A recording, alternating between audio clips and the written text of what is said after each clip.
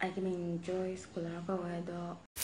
Hozi Manipur yamna viral chatliba nong nini asida yamna viral oiriba Facebook account ta choice color haina hangliba account asida message tharuban passing adugi screenshot lauraga mahna Facebook page ta upload torpodagi hoji yamna memes oina share tawnariba asina maram oiraga nupa nupi kayagi relation da akaiba lakpodagi sauna wathok oirakpodagi hariba choice color asi masamangna masage live ta masi mahna tawribra natraga atokpa user na tawribra habadugi matang da wafum kaya thamlakli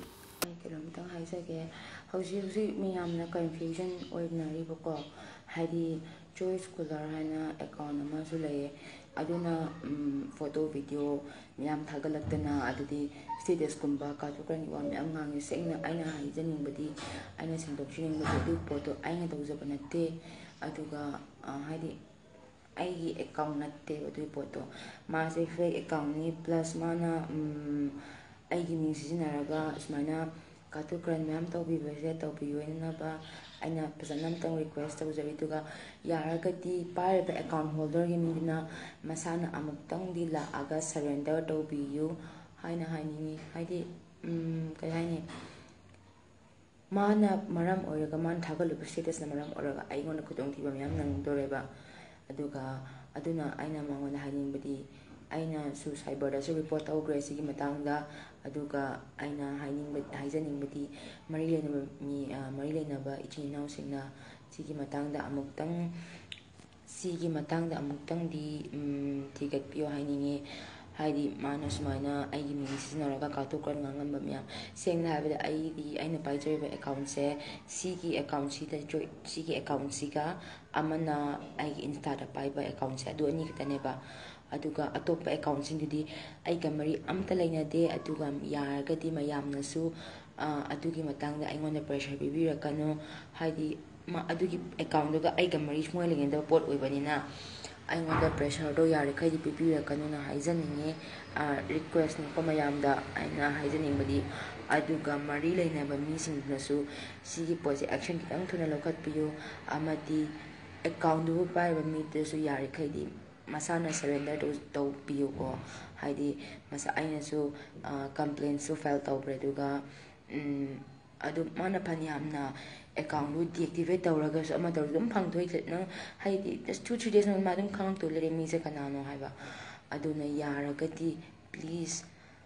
ꯅꯁꯥꯅ surrender ꯇꯧꯕꯤꯌꯨ ꯍꯥꯏꯗꯤ ꯑꯩꯈꯣꯏꯅ ꯊꯤꯔꯒ ꯅꯪꯕꯨ ꯐꯥꯕꯗꯨꯗꯤ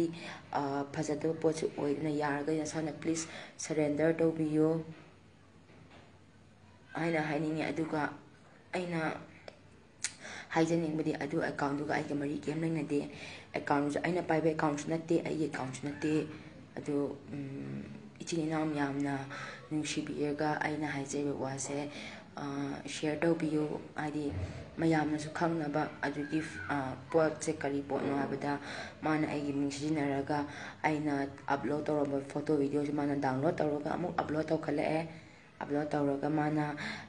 ꯍꯥꯏꯅꯤꯡꯕ ꯑꯩꯈꯣꯏꯒꯤ ꯀꯩ ꯍꯥꯏꯅꯤ ꯀꯥꯇꯨ ꯀꯔꯟ ꯁ꯭ꯇꯦꯇꯁ ꯃꯌꯥꯝ ꯊꯥꯒꯠꯂꯛꯑꯒꯀꯣ ꯑꯗꯨꯃꯥꯏꯅ ꯃꯌꯥꯝ ꯇꯧꯕꯗꯨꯗ ꯃꯔꯤ ꯂꯩꯅꯕ ꯃꯤꯁꯤꯡꯅ ꯁꯤꯒꯤ ꯑꯦꯛꯁꯟꯁꯦ ꯈꯤꯇꯪ ꯊꯨꯅ ꯂꯧꯈꯠꯄꯤꯌꯨꯅ ꯍꯥꯏꯅꯤꯡꯉꯤ ꯑꯗꯨꯒ ꯑꯩꯅ ꯍꯥꯏꯖꯅꯤꯡꯕꯗꯤ ꯑꯩꯒꯤꯗꯤ ꯑꯁꯤꯁꯤꯅ ꯑꯩꯒꯤ ꯑꯁꯦꯡꯕ ꯏꯁꯥꯒꯤ ꯑꯦꯀꯥꯎꯟ ꯑꯣꯏꯕꯅꯤꯅ ꯑꯩꯅ ꯂꯥꯏꯚ ꯊꯥꯒꯠꯆꯕꯁꯨ ꯉꯝꯕꯅꯤꯀꯣ ꯑꯗꯨꯕꯨ ꯍꯧꯖꯤꯛꯀꯤ ꯐꯦꯛꯇꯨꯗꯤ ꯐꯦꯛ ꯑꯣꯏꯔꯕꯅꯤꯅ ꯃꯉꯣꯟꯗ ꯍꯥꯏꯗꯤ ꯂꯥꯏꯐꯀꯨꯝꯕ ꯊꯥꯒꯠꯂꯒ ꯃꯥ ꯀꯩꯁꯨꯗꯤ ꯉꯝꯃꯔꯣꯏꯕ ꯍꯥꯏꯗꯤ ꯃꯥ ꯃꯁꯥꯁꯦ ꯅꯨꯄꯤ ꯑꯣꯏꯔꯝꯕ ꯌꯥꯏ ꯅꯨꯄꯥ ꯑꯣꯏꯔꯝꯕ ꯅꯠꯇ꯭ꯔꯒ ꯑꯩꯉꯣꯟꯗ ꯄꯔꯁꯅꯦꯜꯂꯤ ꯅꯨꯡꯉꯥꯏꯇꯕ ꯃꯤ ꯑꯣꯏꯔꯒꯁꯨ ꯑꯩꯅ ꯄꯔꯁꯅꯦꯜ ꯑꯣꯏꯅ ꯅꯨꯡꯉꯥꯏꯇꯕꯗꯣ ꯏꯅꯥꯛꯇ ꯂꯥꯛꯑꯣ ꯑꯗꯨꯒ ꯍꯥꯏꯕꯤꯌꯨ ꯀꯔꯤ ꯅꯨꯡꯉꯥꯏꯇꯕꯅꯣ ꯍꯥꯏꯕꯗꯣ ꯍꯥꯏꯗꯤ ꯑꯩꯅ ꯁꯣꯏꯔꯝꯕ ꯑꯣꯏꯔꯒꯁꯨꯀꯣ ꯑꯩ ꯑꯗꯨꯝ ꯂꯥꯟꯖꯔꯦ ꯍꯥꯏꯖꯒꯦ ꯑꯗꯨꯒ ꯅꯠꯇꯕꯤꯗ ꯍꯥꯏꯗꯤ ꯀꯩꯁꯨ ꯈꯤꯇꯪ ꯅꯨꯡꯉꯥꯏꯅꯗꯕꯒꯤ ꯃꯔꯝꯗ ꯑꯗꯨꯃꯥꯏꯅ ꯑꯩꯕꯨ ꯕ꯭ꯂꯦꯛꯃꯦꯜ ꯇꯧꯕ ꯄ꯭ꯂꯁ ꯑꯩꯒꯤ ꯄ꯭ꯔꯦꯁꯇꯤꯖ ꯁꯣꯛꯂꯛꯀꯗꯕ ꯊꯕꯛ ꯇꯧꯕꯗꯤ ꯄ꯭ꯂꯤꯖ ꯇꯧꯕꯤꯒꯅꯨ ꯔꯤꯀ꯭ꯋꯦꯁꯅꯦ ꯅꯉꯣꯟꯗ ꯑꯗꯨꯅ ꯌꯥꯔꯤꯈꯩꯗꯤ ꯅꯪ ꯅꯁꯥꯅ ꯁꯔꯦꯟꯗꯔ ꯇꯧꯕꯤꯌꯣ ꯑꯅꯛꯄ ꯄꯨꯂꯤꯁ ꯁ꯭ꯇꯦꯁꯟꯗ ꯑꯣꯏꯒꯦꯔꯥ ꯑꯃꯗ ꯑꯣꯏꯒꯦꯔꯥ ꯁꯔꯦꯟꯗꯔ ꯇꯧꯕꯤꯌꯣ ꯍꯥꯏꯅ ꯑꯩ ꯍꯥꯏꯖꯒꯦꯅ ꯃꯌꯥꯝꯗ ꯍꯥꯏꯕꯅꯦ ꯑꯗꯨꯅ ꯃꯌꯥꯝꯅꯁꯨ ꯁꯞꯄꯣꯔꯠ ꯇꯧꯕꯤꯌꯨ ꯑꯗꯨꯒ ꯑꯗꯨꯒꯤ ꯑꯦꯀꯥꯎꯟꯗꯣ ꯌꯥꯔꯤꯈꯩꯗꯤ ꯔꯤꯄꯣꯔꯠꯁꯨ ꯇꯧꯕꯤꯌꯣꯀꯣ ꯍꯥꯏꯗꯤ mana sumana migi ming ama use tawraga migi image soknaba migi life se pura mana kai hani lekha tanaba hotnabase si toknabai damakta mayamda aina singdokshabane adugi account do aiga sengna mari leinade aina su paiba account nate aduga ai cyber cell su chacharure ai complaint to file tawre aduga mon su athubi action lokhala ani aduna adugi case ki mari adugi matangda ai karimta mai leinadabanina mana adi thagat liba mi do oina mayamna action lokhat piyo hana haijaningi haidi mana tawruba thabak mayam se aigi mingda mana account hanga banina man tawruba thabak kudi mangse loima ana back flash la eba khangbra haidi aingonda loina ma kai hani haidi mingda aigi oramana minadi aina sijinabra haina khaleba adu magi aina magi profile yengma madamda aigi sigi account dagdi my profile block taweba mana ko ana aingadi yengmadadi phangdre adu aina top account ni changbadi my account more than like 3.9k followers ena lay magi ko adu magi status thagat po ogera follow thagat po ogera more than 1000 likes lay like comment share me am lay aduna yari khaidi mayam na budi aina na khalam gani dubu sengna aduge account duga ai duga mari karimta leina de adi adugi account duna sengna mana masana aingonda laaga personally aingonda contact tawrokpa natraga anakpa police station ama chatlaga mana masana singdokpiyo haidi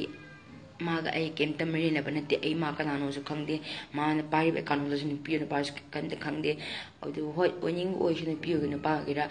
sengna ha no na aingonda personally nungai ta balairaga di ko ai ginak ta laga hai biyo ba adu mana social media gi through the aibu adu mana ai izat da soklakadaba ai image soklakadaba taba ko di please to bi gano ai na khong paraga su like basana adum ai kamai kai haidun ai sena ai di wa ngam su hai jade ba khangbra aduna mi khuding mak ngari ai na do bane khala lo nam ai ngonda kai haini yam lan ubi budo ai su yam nongai ti ai di sing ai na di to zero banate madugi account do ai gadi mari kem na banatamni na mari kem na indabni na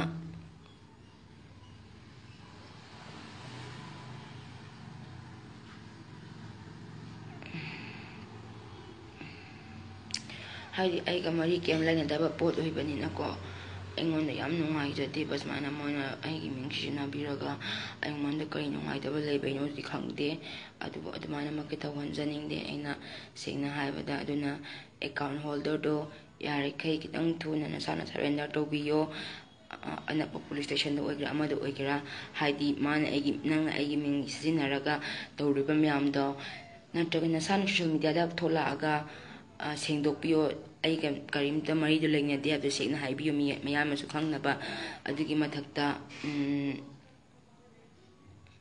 mana soikiba khotkiba kya do phajana sengdokpinaba gidamakta aina mayam da haijari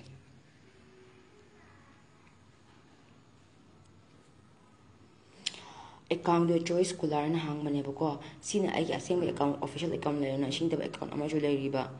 like ID followers yam account ama le riba adu mayam ade aina na kala do sing ai gati mari kem na inde badu account do ai sunate ai saraga mana ai gi video photo video mayam download tawre adu mana thagatle ai saraga adugi mathakta mana katu karan amuk tawsale status mayam thagat chale dinu mina di photo aingona loinak lakpanina haidi aina aingona loinak haidi aigi minda hang mina ainga tawrana aingona lapodo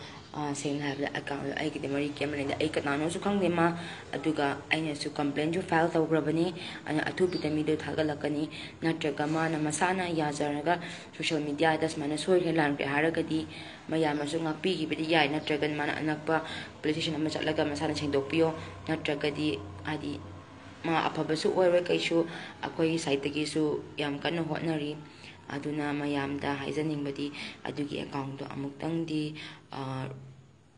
kanano na khangdokpibada mating amtang di panggen haijaninge